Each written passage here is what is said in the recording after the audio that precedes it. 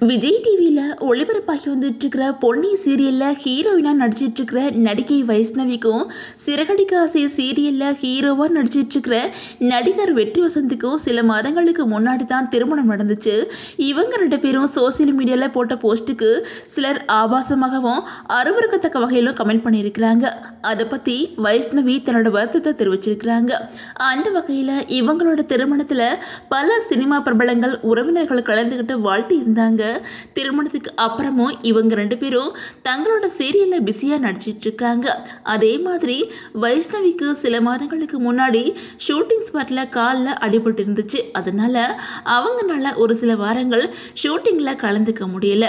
இதனால அவங்களோட காட்சிகள் இல்லாமலே சீரியல் ஒளிபரப்பாகி வந்துச்சு. இந்த நிலையில இப்போ அவங்க திரும்பவும் பழைய நிலைக்கு மாறி இருக்காங்க. ஆனாலும் கடந்த வாரம் அவங்களுக்கு திடீர்னு காய்ச்சல் வந்திருக்குது. அப்போ வெற்றி வசந்த் தன்னோட மனைவிக்காக கசாயம் போட்டு கொடுத்துருக்குறாங்க. அதை வைஷ்ணவி தன்னோட இன்ஸ்டாகிராம் ஸ்டோரியில் ஷேர் பண்ணியிருந்தாங்க. தன்னோட அம்மா மாதிரி தன்னோட கணவர் தன்னை பார்த்துக்கிறாங்க அப்படின்னு சொல்லிட்டு ரொம்பவே மகிழ்ச்சியாக ஷேர் பண்ணியிருந்தாங்க. ஆனால் சிலர் அதை பொறுத்துக்க முடியாமல் இவங்க 2 பேரை பற்றியும் ஆபாசமாகவும் உருவகேலி பண்ணியும் மோசமாக கமெண்ட் பண்ணியிருந்தாங்க.